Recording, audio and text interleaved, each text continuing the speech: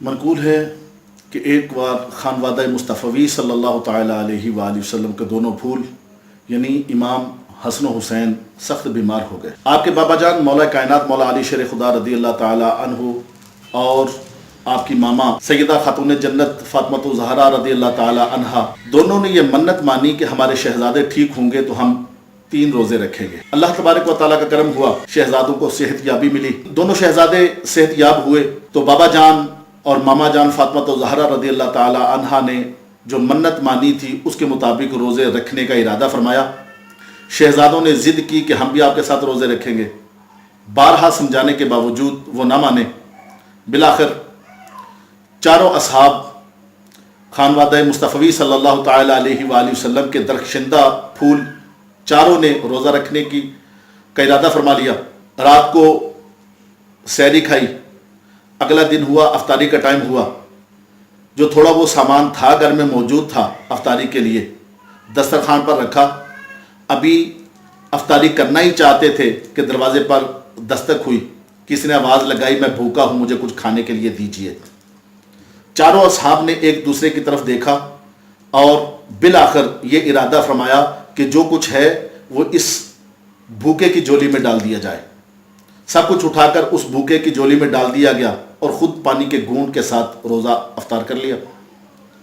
اگلے روزہ کا وقت آیا، سحری کھائی، جب افطاری کا وقت آیا قریب تھا کہ افطاری کی جاتی، روزہ کھولا جاتا، پھر کسی کی آواز آئی میں مسکین ہوں مجھے کچھ کھانے کے لیے دیجیے۔ چاروں اصحاب نے ایک دوسرے کی طرف دیکھا، پھر ارادہ یہی ہوا، بالآخر ارادہ یہی ہوا کہ کھانا اٹھا کر اس مسکین کو دے دیا جائے۔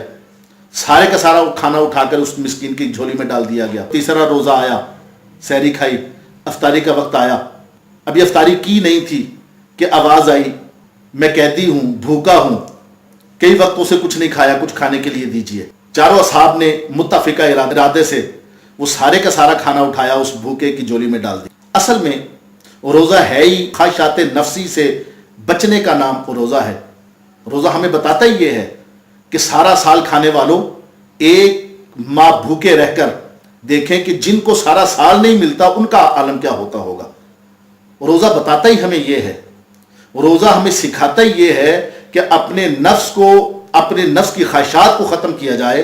اور دوسروں کو مد نظر رکھا جائے، اللہ کی دوسری مخلوق کو مد نظر رکھا جائے، اللہ کے ان بندوں کو مد نظر رکھا جائے کہ جو سارا سال اللہ تبارک و تعالیٰ کی نعمتوں سے محروم کر دیے گئے ہیں،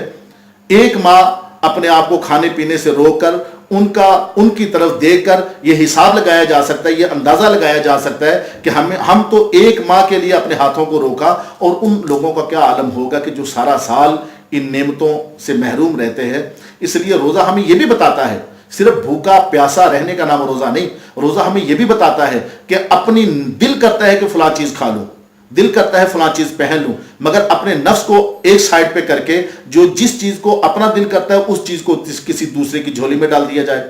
خدا کا قرآن بھی یہ کہتا ہے لن تنالوا البر حتی تنفقوا مما تحبون، تم ہرگز نیکی تک نہیں پہنچ سکتے جب تک تم اللہ کی راہ میں وہ چیز نہ دو جس کو تم خود پسند کرتے۔